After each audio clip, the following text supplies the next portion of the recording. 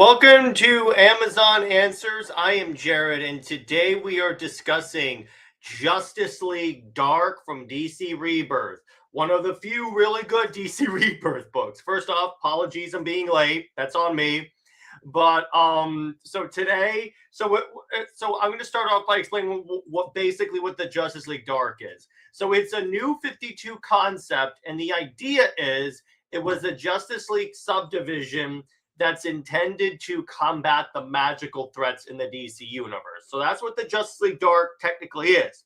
Now, after Dark Knight, the idea came around where, okay, so what if Wonder Woman herself wanted to form her own Justice League Dark? And that was the selling point, and that's why I'm covering it on this show. Because basically what it is, it's what if Diana, it's basically another occasion where Diana led her own Justice League. And that's one of the really interesting parts of this run. Because I really felt that that Diana is technically one of the leaders of the superhero community. So it just makes sense that the run would that she would eventually lead the actual team. And it's like when you have a character that is like, hang on, Wonder Woman, when you have a character like Wonder Woman so tied into magic, whether or not it's like divine magic or just regular magic, it's interesting how well Diana works as the leader of the Justice League Dark. And it plays a lot into, it actually adds some very interesting things to Wonder Woman's lore. So first off, I just want to say, spoiler alert, if anyone hasn't read the run yet, I'm just going to go through it all. So the first arc of Justice League Dark is called The Witching Hour. And in this one, Diana is traveling throughout the DC universe, trying to recruit her own league to deal with magic, of course. And the team that she ends up forming is Zatanna, Bobo the Chimp, yes, Detective Chimp, Man-Bat, and Swamp Thing, obviously with her as well. And by this is written by James Tynion IV and Ram V by This Is How Thick the Omnibus Is for Justice League Dark DC Rebirth. So the addition of Wonder Woman lore that is actually done really well here is, all right, so apparently when Diana was a child, she was exploring the island, and she stumbled upon let's say she stumbled upon a couple of acolytes of the goddess Hecate. Yes, Hecate from Absolute Wonder Woman and such. And so what would happen is Hecate wanted to have these acolytes on Earth, basically sleeper agents, that if she branded you with her witch mark, that basically meant that someday she was going to use your body as a vessel. So they brand Diana. Yes, Diana gets branded by Hecate. And then later on in the story arc, Hecate takes full control of Diana's body. So if you guys remember, if you guys have ever seen that image of Diana glowing with energy, but she's technically evil, that's what that's from. That's what that's from.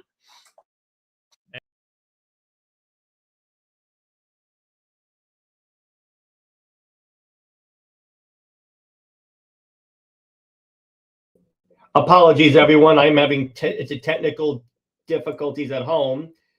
Hang on. All right, here we go. Yeah, sorry, everyone. I'm having power issues at home.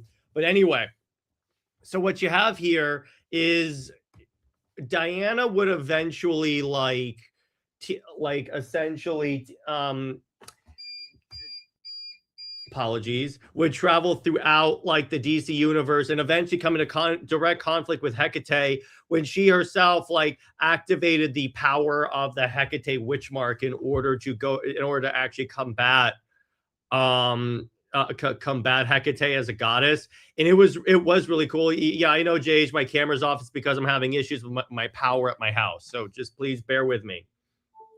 All right, here we go. Power's on. This may go on back and forth for a while, everyone. So just bear with me as I deal with this. Hopefully this doesn't like happen like all the time. Hang on. So yeah, it's okay. So let me switch. Let me put on my camera. Let's try this again. And wait, wrong thing. Hang on. Technical difficulties, folks. All right, here we go. So Diana is dealing with Hecate and the witches. And then what happens is Diana also gets like essentially controlled by Hecate, and she goes on an inward journey in order to combat Hecate. Right? Is Justice League Dark still together, or did the group disband? I think in some ways they are. I mean, technically they are together since every superhero is a member of the Justice League Dark. So there is that. But I think I know they don't currently have a book, even though they should. But so the main villains of this run, actually, it's a lot of Wonder Woman villains because it's Hecate and then it's Circe. Because at first Circe teams up with Diana, but then she has to what's the word? Then Hecate starts to take over Circe, and then Circe is used as a pawn, in other words. So you have that, and Diana does a lot of really fun stuff there. So, and if you guys have any questions about Justice League Dark as we go on, just let me know.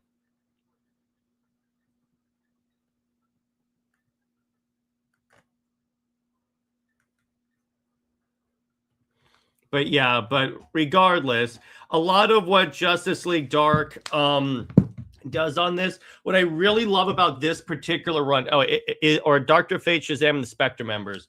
In this, Dr. Fate briefly becomes a member, but Shazam does not. The Spectre is not. Spectre's really never been a member of the Justice League Dark because he is much too powerful to be a member. You want to talk about Diana being too powerful?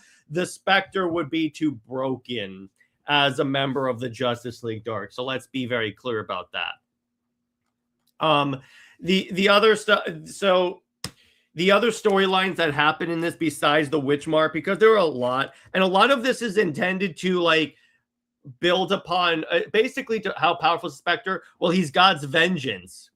I'll just leave it at that. The fun part about this run as well, and the intention of this run, as a matter of fact. So how is Hecate as a villain? Oh, she is scary, man. This book, because Tynion does really well. Both Tynion and Ram V really do really well with horror books. And this is basically horror, the DC book. And a part of the fun is this does a lot to expand the DC universe, because here's the cool part about this. One of the things that Tynion was trying do when he worked on Justice League Dark was to basically defend not defend, basically to what's the word, to define what magic is in the DC universe, literally what is magic. And the answer is magic is just the art of making the imagination reality. So there's that. And you really they really play around with that in the book, and basically that's kind of where the run kind of sets itself apart and tries to put a little bit more of an emphasis on how to define who Wonder Woman is as a character. Isn't Hecate the Greek goddess of witchcraft? Yes, exactly. And that's, again, the other thing I really love about this. It's basically a bonus Wonder Woman run because it's used, because Wonder Woman is the main character of the run, and she is basically, and they use a lot of her villains in the book for the villains of the Justice League Dark. So that's what I really, really, really dig about this run is this is another, again, this is why I'm covering it on Amazon Answers, because this run is very much a Wonder Woman run. It just happens to include a lot other characters, and it's about Wonder Woman leading a Justice League team that deals with magic. So this, what about Absolute Wonder Woman's mom? Is it Hecate or Cersei? Cersei is Wonder Woman's mom, which is kind of funny reading this after reading Absolute Wonder Woman, because I had never read this run previously. So it is kind of cool seeing like Cersei, seeing Cersei be like the villain in this, but then knowing that in Absolute Wonder Woman, Diana is Cersei's Diana is Cersei's daughter in the Absolute universe. That's really cool how that ends up. So it also in this run, you get like a reference to League of One, which makes me think, is League of One canon now? Because Diana, and so the Justice League Dark's headquarters is in the basement of the Hall of Justice, a massive basement. And one of the artifacts, let's say, magical artifacts, is the skeleton of the dragon, Dracul Carfang. In other words, the dragon that Diana killed in League of One. Why did Absolute Wonder Woman use? Because the arm is magic. The arm is not like an actual arm, and it's like it kind of like used up all of her magic in order to like do what she needed to do in that book. So in this, so what's really cool is that this, again, anything that has to do with magic, this thing expands. It even expands on Swamp Thing's lore and his villains, and then it basically builds upon Cersei, as because what happened with Cersei is that she used to be like, she was a priestess of Hecate who was banished for being a witch. And then she was basically corrupted by Hecate. Then you also have this villain called the Upside Down Man, who looks very much like the Demogorgon from Stranger Things. While one of the rare occasions DC keeps up with their continuity somewhat. Yeah, exactly. Or when they do expand it, it expands it. It doesn't take away with it. Because here's the thing. Here's the funny part about Justice League Dark. Justice with the dragon from this, it's not necessarily like League of One is canon. I would imagine it's just that the dragon itself, like at one point Diana fought Dracul Carfang at one point, because I believe that League of One is established as not being canon, if I remember correctly. But regardless, they do a lot of really cool stuff in this run that, again, if you really like the magical part of the DC universe, you will 110% love this run. It is very much there. Like that, I saw the Upside Down Man. He is terrible. Yeah, exactly. It's a Demogorgon, and it's like that. That's another villain that they could reference in DC. And it's like, yeah, he definitely, trust me, he definitely is nightmare fuel. Oh my god. And it also deals with like Zatanna wanting to see her father again and wanting to sacrifice. Also contained in the Justice League Dark run is the Endless Winter event, which deals with like the Frost King showing up, because a lot of that involves the Justice League Dark and magic. And it involves like it involves a lot of like the past other versions of the Justice League. Then you also have, it also includes B's Justice League, which that was not my bingo card, but regardless.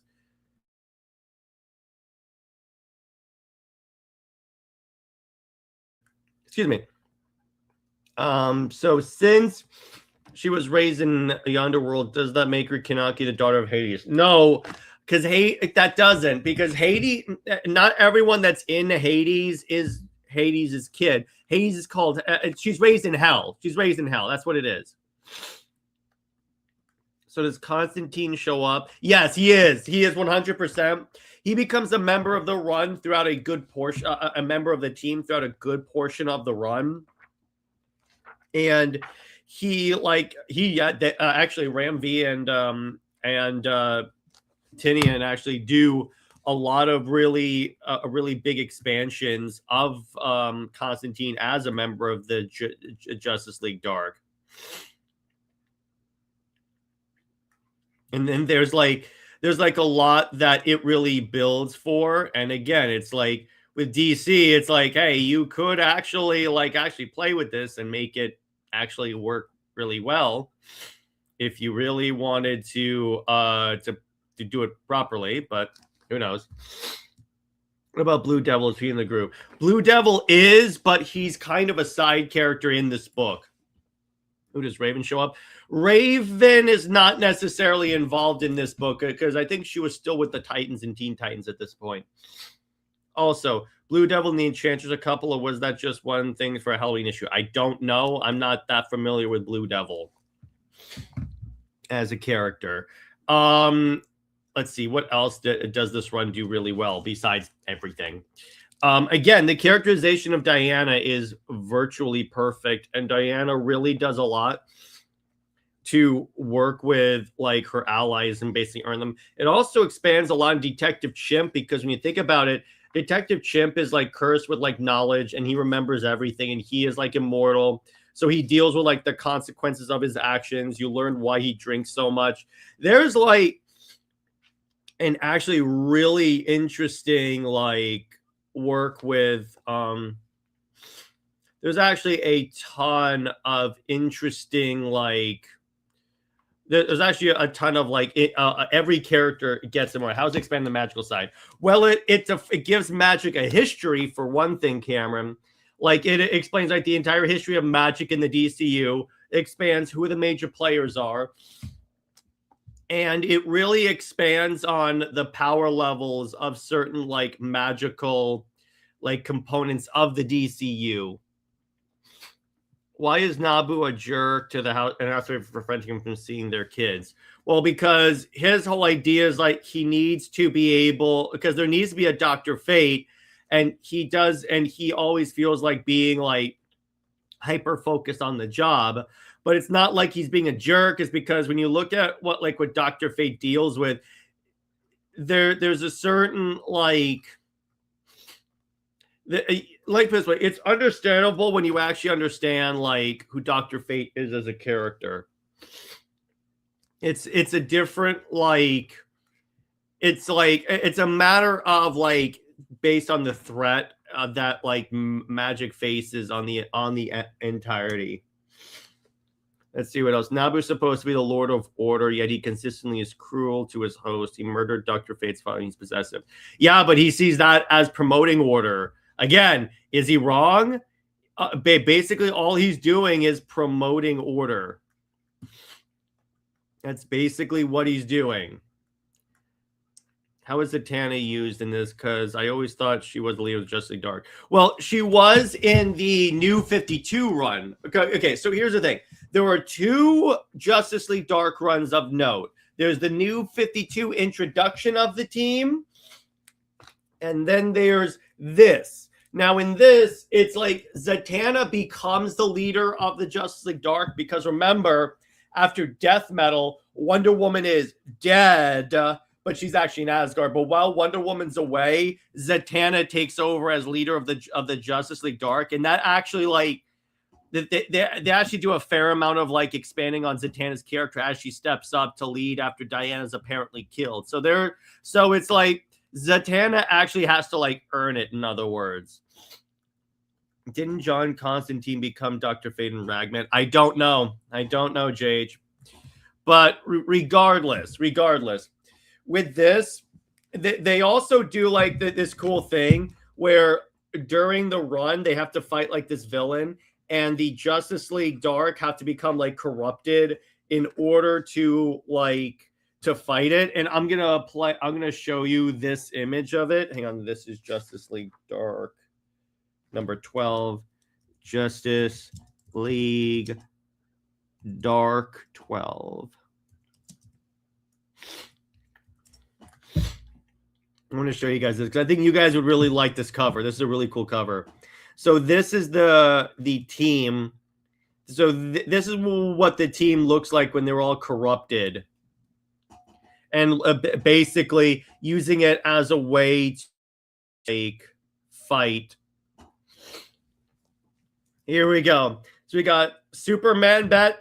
It's basically evil versions of all these characters, and I love that. How good is Wonder Woman's skill with magic? She doesn't use spells or anything like that. That's more Zatanna, but she's experienced with it and shaping it, in other words, and she defends magic. Yeah, that cover's freaking dope.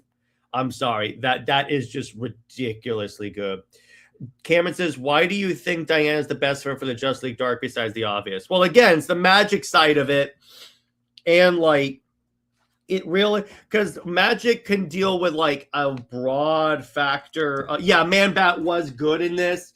He was trying to like control himself and make up for being a villain. And then it was like, the other thing is Diana recruited him because she also wanted someone that can use like essentially like, what's the word? It was to use like the scientific method in order to solve magic and stuff. So it was like she wanted a magical, she wanted a more practical person as well. That's where that comes from. Was there the reason Shazam isn't in I don't know why Shazam was not in the Justice League Dark. I really don't. The point is, well, most likely what it was, they didn't want to use him. Or there were other reasons to use him. Because when you have Wonder Woman in the Justice League Dark, you don't need Shazam. And by Shazam has never been a person that deals with magic like the Justice League Dark does. So he really isn't needed to be included into the team. So every team member is a different sect of magic. Basically, that's kind of the way that I would like attribute it. And it's like the idea is like when the run starts, but Shazam is literally the champion of magic. Yeah, but he doesn't deal with magic like the Justice League Dark does. I'm explaining this before. That's a different thing. That's a different thing, JH. But so anyway, the other thing about this team is that the thing is like when Diana's going around to like recruit, they at first say no to her. But it's like, so she has to really convince people to that they should join the Justice League Dark. There's this great scene where she tells the regular Justice League about it, and Flash goes, so we're just allowed to start our own Justice Leagues? How about a Speedster League? And everyone's like, no. I love that. That's really good. Because, of course, Barry or Wally would ask that 100%. And by the way, yeah, wait, I like that she has to convince him. Yeah, exactly. I want a Speedster League. Well, here's the thing. With a Speedster League, that doesn't work because a Speedster League is like they could solve any issue with no threat. It really does. It's one of those ideas that sounds good on paper. It doesn't. In practicality, it's not a good idea. It's definitely not a good idea. But the other thing that like this run really does really well is the art in this is incredible. I mean, the art mainly is, hang on, I'll open it up the omnibus so I can check that. Most of the art in this is by Alvaro Martínez Bueno. I mean, at least he did the main, the first Justice League Dark book. And actually, I'm going to pull that up on DC Universe Infinite so you guys can look at the art with me as I talk about it. Justice League Dark. But it's like the team really this has encouraged me to pick up the new 52 book as well, because I didn't really think that like I would really like dig in terms of imagine if they replace lanterns with Speedster. Why would they replace lanterns? Oh, you mean in terms of the DCU? Nah. So how dark, pun intended, do they go? Oh, they go dark, my brother. Oh my gosh. It to the point where this book is not for the faint of heart. Let me put it to you that way. Definitely not for the faint of heart. Let me see. I'm trying to find the beginning of this volume. Wait, do they have the omnibus in here? Nah, I'll just go with volume. No. It's in the name. Nah, I really do, yeah, but they definitely do go dark. Kind of funny how Dark Knight isn't Justice League Dark. He doesn't have to be. Again, it's like Batman does not have to be involved in every element of DC. Does Clarence show up in this? Yes, he does. Yes, he does. He definitely does. He's more of like a side character. He's not really a member of the Justice League Dark, but he does show up occasionally. So you have a dope Greg Capullo cover. And this is what the main art essentially looks like. And I love this. So you have like Diana, like Zatanna's pulling a rabbit out of the hat. She pulls out and the rabbit's like killed and bloodied. And then this monster pops out. And then it's like, it looks like everyone's going to die. And then Wonder Woman shows up. I just love this image of like Diana coming down and goes, I believe this is why magicians have assistants, is the monkey detective. Yes, he is. He's on this team, as I said earlier. It's Detective Chimp. And again, Diana's going around trying to recruit the Justice League Dark. And again, she has to convince them. Here's Constantine. I really like this art style because it has a certain like, it has a certain like dark tone to it, pun intended. I also like Diana having a cloak. Can I say that? Diana looks really good as a cloak. Etrigan shows up occasionally. Actually, I'm confused as to why does he join them. I never knew him to use magic. Yeah, but he has a magic sword and his immortality is due to magic. So to a degree, the element is there. And then what we see here, that's the body of Dracul Carfang. It's a half a mile beneath the Hall of Justice. That's how dark the Justice League Dark is. There's Man-Bat. And let's see what else. And then you see like these creatures all of a sudden become full evil creatures essentially to like fight Diana. And then here's what I was talking about. So since Lobo has magic immortality, Lobo's immortality is not magic. That is in no way magic. That's just natural immortality. That's not magic. I meant Detective Chim, not Etrigan. My message came up late. Why is he? Oh, okay, yeah. No, but yeah, his immortality is magic. So again, Diana was exploring. She comes across some like priestesses of Hecate doing a ritual to summon her. The Hecate demon shows up, brands Diana as like her branded. They go to the Tower of Order, which is actually not under the control of Dr. Fate. Oh, we also get the origin of Nabu and stuff. But we see like that they actually have to fight Dr. Fate. And here is the Upside Down Man I mentioned earlier. And then we see Diana and the Justice League Dark start fighting magic. And this is a lot of the art that I was talking about. That looks really good. And then Diana essentially, so that's the thing. As in the Dead Man was on the previous version of the team, and so was the Phantom Stranger, I think. So I don't know why they're not on the team. They don't show up in this run. Well, actually, Dead Man does, but only because the Ramakrishna are placed under control. I have to ask, as a young Justice fan, does Vandal show up? Vandal's not a Justice League Dark villain, so no. He's more of a general Justice League villain. And it's the idea, see here, that Diana is going to be like a vessel for Hecate. And then as time goes by, we see, let me go to the end here. So we see Blue Devil who has to like who they have to go help in their realm, and then I'm trying to find the image of Diana as like the Hecate creature. Let me do that. Let me go do that. Hang on.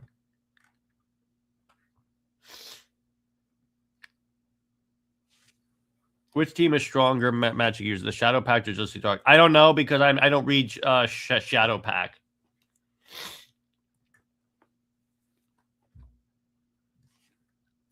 So how do they get along with? Oh, they have their occasional fights, the occasional disagreements, and occasional shenanigans. But then again, they really grow together as a family, and that's the thing. Like even when NJ would bring up the Justice League Dark, I never really realized how like well that they work together as a concept. So what we see here is, I'm trying to get to that point. Where is it?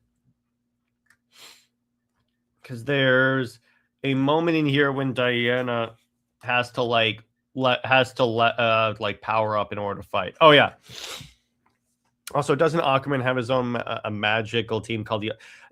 That's not magic though. That's just a team of heroes. It's not magic. Let me see this.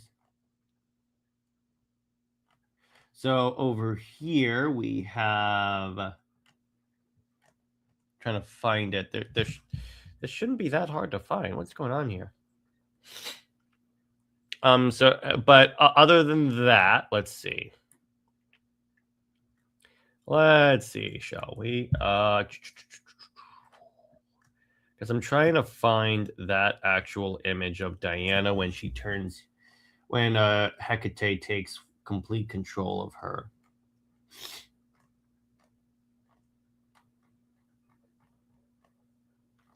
Oh, it may be because that's in the Wonder Woman book. Yeah. So a good portion of like this book's like storyline is also contained in the Wonder Woman book as well that was going on at the same time. Honestly, now I'm hoping we get an animated series based on this. Oh, dude, an animated Justice League Dark series would be dope. The movie was kind of that, except instead of Wonder Woman, they used Batman. So here's Diana, and I gotta say, I love the coloring on this. Like the way Diana just glows, that just looks so cool. All right, since Aquaman's descendant of the founder of Atlantis, who was the greatest magical user, doesn't this mean Aquaman knows magic? No, it doesn't. It doesn't. You're overthinking things, bro. You're overthinking things. So then we get, okay, so here's the image. Here's evil Diana being under the control of Hecate. There you go. And that's the thing. It's like Hecate played the long game. She branded Diana as like a doorway to be able to control her body so that Hecate could use Diana to like destroy the world. And then the Justice League Dark essentially has to fight Wonder Woman as well. But inwardly, Diana also has to like fight to free her body as well. So there's like a lot of cool things there. Swamp Thing is a magical. Does the man Felix Faust show up? Not that I recall. I'm pretty sure not necessarily. So there's Dead Man. And it was the idea that Hecate had branded certain women throughout. And then Diana is freed from Hecate, and then she has to like fight back with the Justice League Dark. It's like a lot of this stuff just looks so cool. Like this is one of the most well-drawn books ever, and this is one of the very few. You guys know I have an almost religious hatred for DC Rebirth. This and Green Lanterns are like the books of DC Rebirth that I will not accept criticism for, because the Green Lantern portion of DC Rebirth was great, and the Justice League Dark portion was great. Trinity was okay. Let's see. Trinity was okay. Justice League was meh to a certain degree. There were some good arcs, but we're still meh. Superman and Action Comics was crap. Wonder Woman was utter dog crap. I mean, that was the second Greg Rucka run. Flash was amazing. That was the Joshua Williamson Flash. Obviously, I mentioned Green Lantern. Obviously, this is good. Yeah, there were a few good Rebirth books, but it's like there were few and far between, man. So yeah, let's discuss any like magical questions. You guys have any Wonder Woman questions? Any like DC Rebirth questions? I'll even open it up to that so we can talk about DC Rebirth.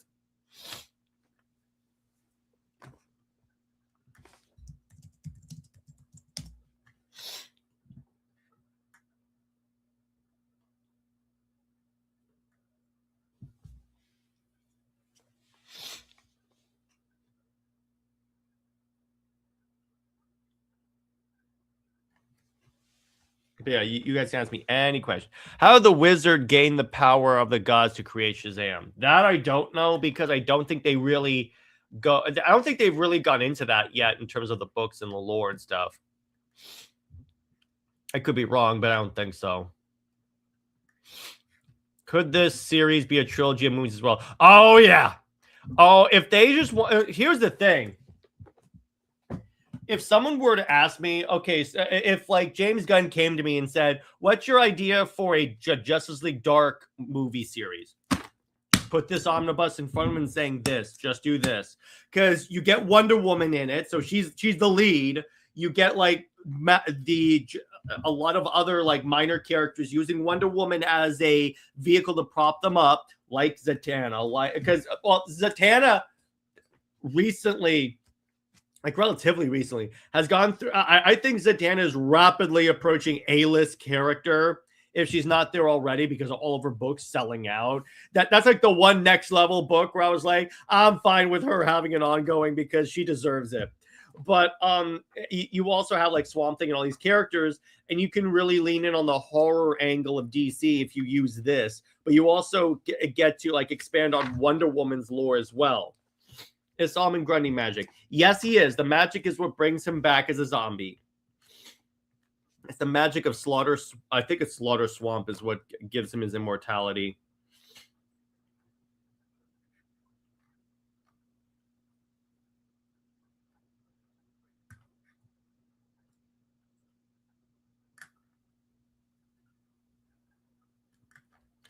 What other Justice League Dark quick question? You also get people more interested in another Justice League team. Yeah, exactly.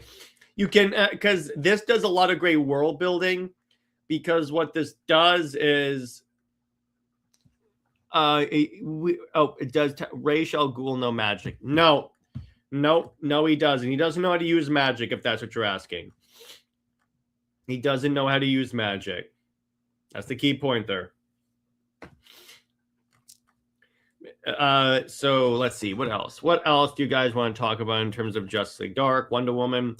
There's a lot in this that like I even didn't like touch on. Like there's a lot of like Aquaman stories in here. There's some Flash stories as well because that involves magic. Jeremy Adams Flash as well, which it's good. There's BMB Justice League, which I'm just like, But beyond that, it's really, really, really good. It's honestly, does Raven have a brother? I don't know. Do you think Raven needs to be on the team? Because I've always felt that way. Do I think that Raven needs to be on the Justice League Dark? I'm not against it because obviously with her origin and her story, it makes sense that Raven would be on the team. However, I think she's good enough on the Teen Titans, so I don't think she needs to. But if she were on the team, I wouldn't have that big of an issue with it. The 7 deadly sins of her brothers, and that's about it. Oh, yeah, that are her brothers. Oh, you mean Pandora? Pandora could be on the Justice League Dark for sure. That would be fun. I could definitely see Pandora being on that. I don't think so, since Raven's like space magic since Dragon. No, Raven is straight magic. It's not space magic. It's magic. Raven is straight magic. Magic involves like other dimensions as well, including this. So just because it's space magic does not mean it's like not Justice League Dark. Pandora's still alive. They recently brought her back at the end of KO. Like at least that's what I think she is. And that's the funny part about it. It's like a lot of like, it's like that's the first time a new 52 concept has been brought back into continuity. Not like it's the first time they've gone the opposite direction. Is there a Marvel equivalent of the Justice League Dark? I have no idea because I'm not as knowledgeable about the different Marvel teams as I am with DC.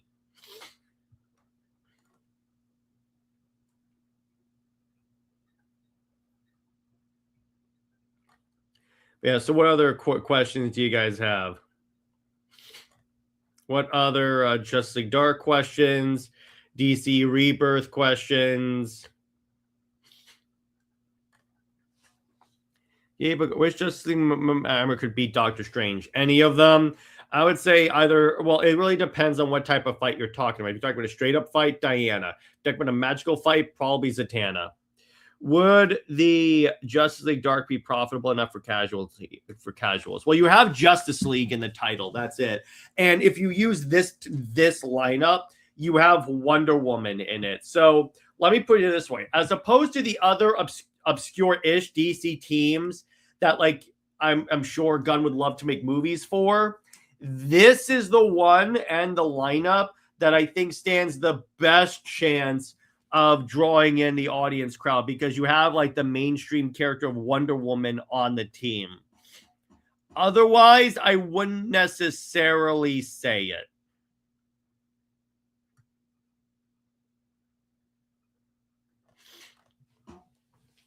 Do the Thenagarians know magic since Nth Metal can beat magic? Why would that indicate that they can use magic?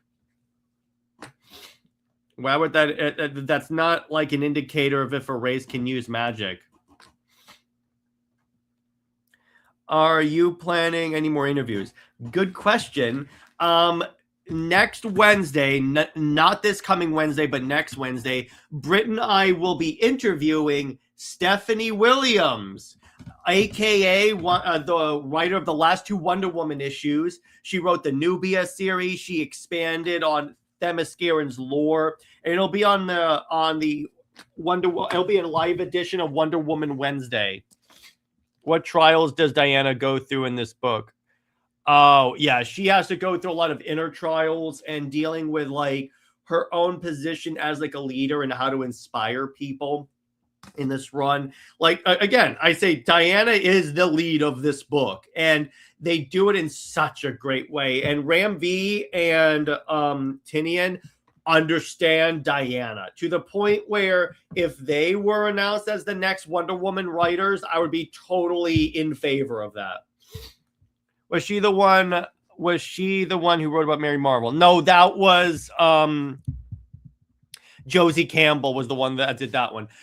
Stephanie Williams wrote actually she wrote one of the parts of what's the word? The new history of the DC Universe Dakota incident. She wrote all the Nubia books. She wrote she was one of the writers of Trial of the Amazon, so you know we're gonna get the tea on that. And she's one of the writers that really like did a lot with Diana herself. So Britt and I are definitely going to have some fun asking questions, and you guys can DM me, and we'll make it live as well. So that's 2. Yeah, exactly. Yes, if more than King than Rucka. Oh, let me put it this way: it doesn't take much to understand Diana more than Tom King does. Let's be real. Even Rucka understands Tom King more. Is Trigon stronger than Darkseid? I don't know. JH, you're getting a little too in the weeds of this, brother.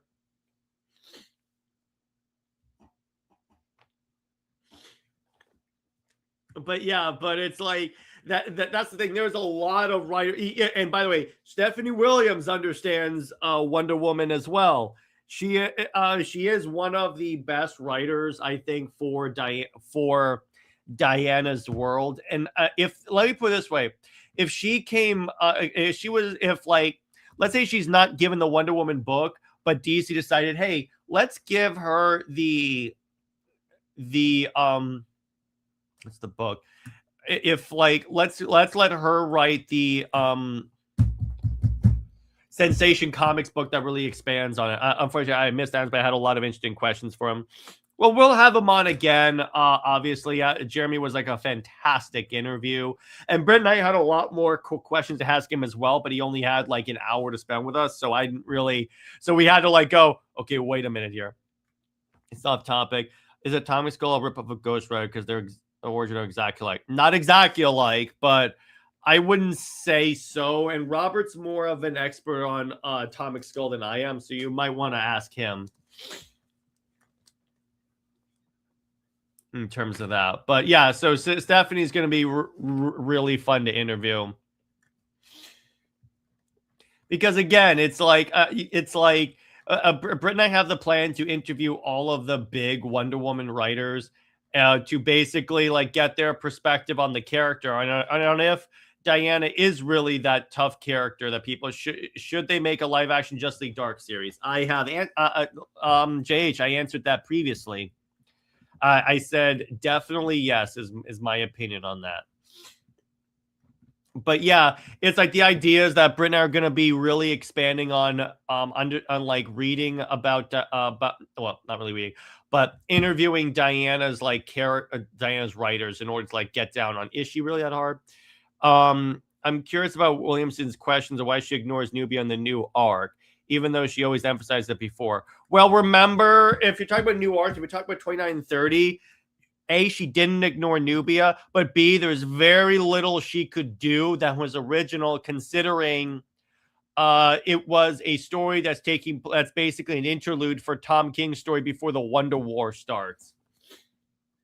So remember, there's like very little that freedom that like she really had in terms of where she could take the character. So that's why I was very merciful with that series, because with those two issues, I mean, because A, it's not Tom King, and B, is Lucifer Canon Constantine? I don't know. And could Keanu Reeves return as Constantine in a live action Justice League Dark? I mean, sure. I don't know. I doubt that they'll even do another Justice League Dark movie, because I haven't heard any like progress on it. Let me put it to you that way.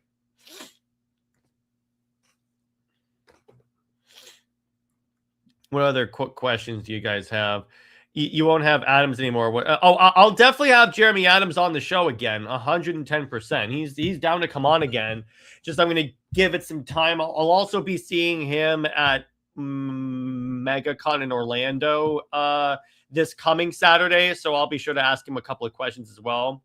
But yeah, we'll definitely be having Jeremy Adams on again, Britt and I, for sure. Because really, it's like, no, we can't not have, because there's like a lot that we didn't get to go into with him that we would love to. Because Britt and I again had a document full of questions that we wanted to ask him, and we're like, all right. It's like we had to like speed through them so we can get through a few of the big questions that we wanted answers for. And after Williams, who will it be, or is there a secret? I mean, I gotta think. It's like I'm trying to get a Clunerad on, Michael Conrad and Becky Cloonan. We keep trying to arrange it. I'm trying to get Scott Snyder on. I'm in the process of trying to get more people on to be interviewed. It's just it's a process. Let me put it to that way. It's a process. But yeah, so let's see. What else? What other questions? The magic history we get in this book is still in continuity, right? As far as I know, it's in continuity. I don't know if they changed it. They could have, but as far as I know, it still can. Is Preacher a magic user? I don't know. I've never read Preacher. But let's see. Let's see. What other questions?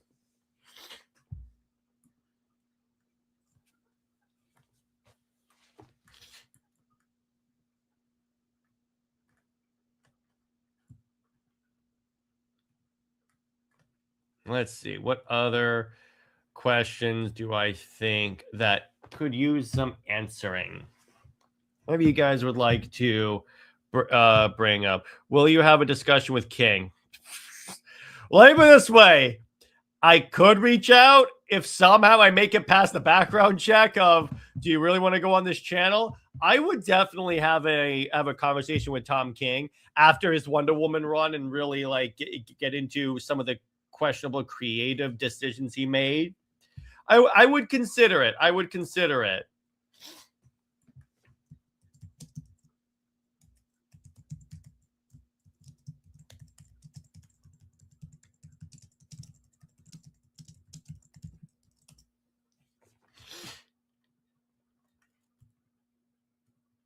I would let me put it this way. He would be welcome, and I would treat him with respect for sure on the show, 100%. Because you guys know me. You guys know that I always treat my guests with respect, even when there's some stuff in there that I strongly disagree with.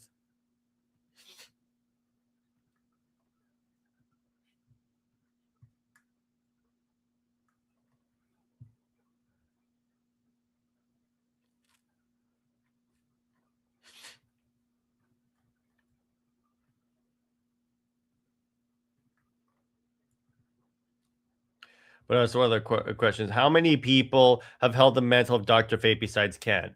I know of one, and I know other people have like worn the helmet. So I'm actually not sure. So let me see. How many people have been Dr. Fate? So there's four. So there's four. There is. Hang on. So there is. So about four. So there is Erica Linda Strauss, Enza Kramer, Jared Stevens. Oh hey, Hector Hall, Kevin V. Nelson, and Khalid Nassour. So a lot more, but still. Who exactly is the god who controls all the magic? I would have, if I had to say that, and that's a great question. If I had to like guess, probably Hecate. I'm not sure if they've ever really gone into that, but that's a good question. What about Marvel writers? Let's see. Well, a good portion of the writers that I've had on have written for both DC and Marvel, so those do count as well. But let's see.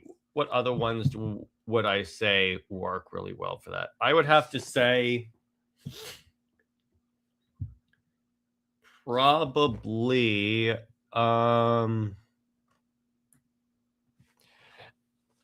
if I could, I would love to get Ed Brubaker on to talk about his Captain America run, because that was like one of the most influential Captain America runs I've ever read.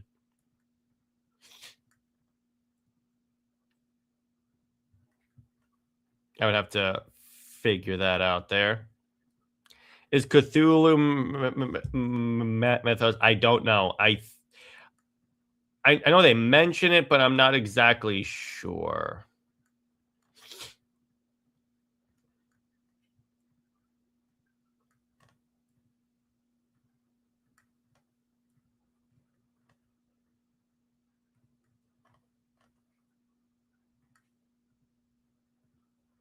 Let's see. What other quick questions do you have, and then I'll wrap up for the week, for the day. I mean, because there'll be more content for sure.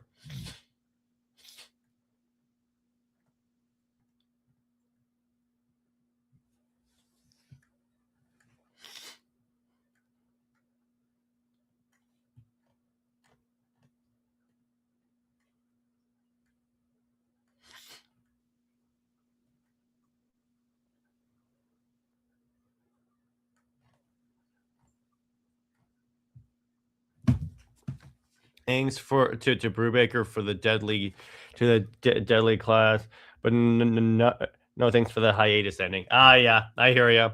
Does Belly Basson exist in the absolute universe? They haven't brought him up yet, so that's all I'll say about that. I don't necessarily know yet.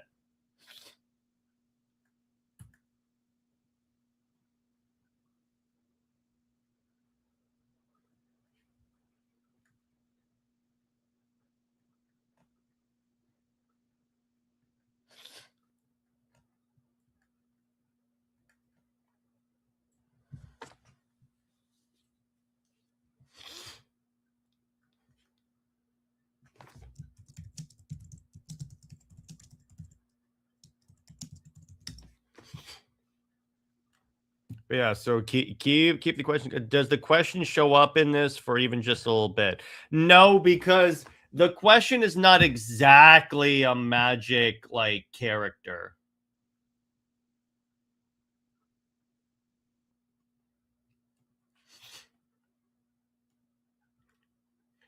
Is Black Adam in the absolute universe? Like, do you think he's inside? Well, Black Adam in the absolute universe is like absolute Shazam, so that there's even that. The Phantom Stranger, I think if I remember correctly, Phantom Stranger does show up. And if you talk about Justice League Dark, the best thing was that the Upside Down and the best horrifying. Yeah, exactly. That was like one of the things where I was like, oh man, that is a killer like idea for like a villain. Like, wow.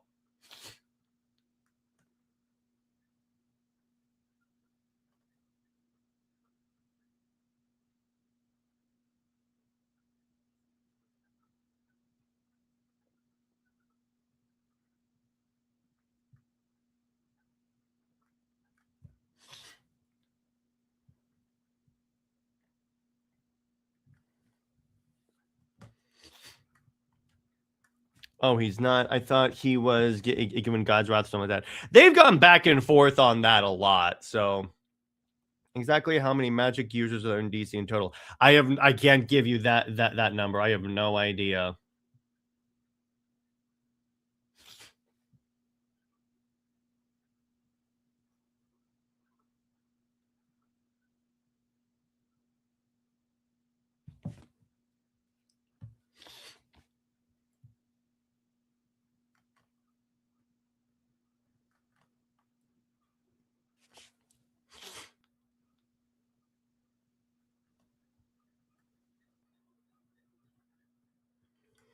What other questions? Are there any forbidden types of magic? I don't know. The Wonder Girls don't show up in this, Cameron, and I'm fine with that because it's not like it's required that the Wonder Girls show up because it's not a Wonder Woman. I mean, it is a Wonder Woman book, but it's not like it's like, oh, they have to show up in this.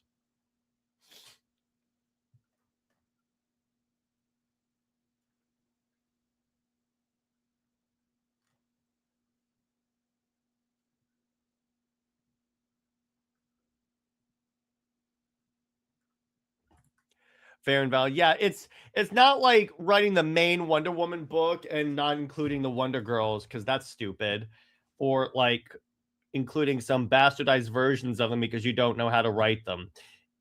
But there's no way he would ever do that, right? Yeah. Well, that's mainly just like Tom King's the story of Tom King's Wonder Woman.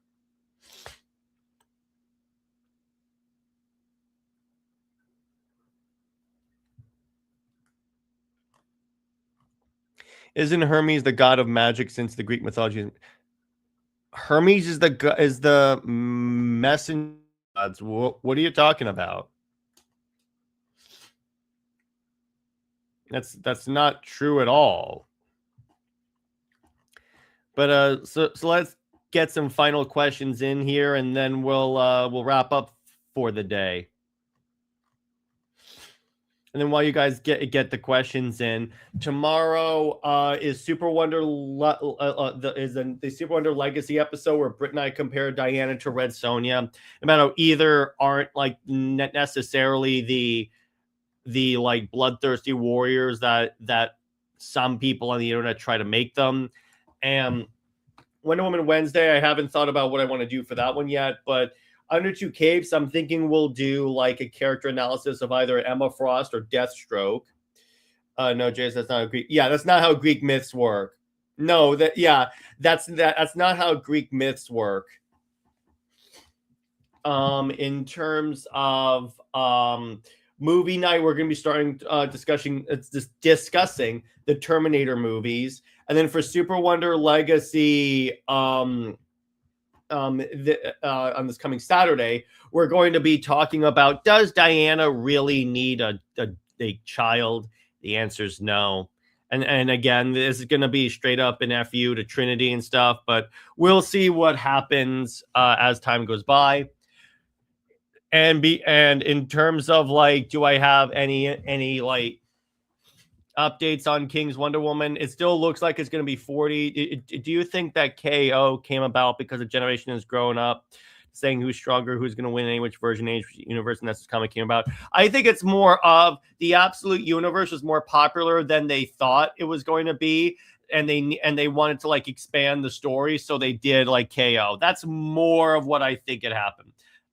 And again, JH, you're asking too many questions, brother. I don't know these questions. But yeah, so those are my like things that I really want to self promo. Again, Stephanie Williams is coming on not this coming Wednesday, but next Wednesday at about I think it's like 7 p.m. Eastern time. And we'll and Britt and I will be sure to talk to like have some questions prepared, and you guys can drop me some questions in like in like the in my Twitter or my email. The email should be going around right about there, right there.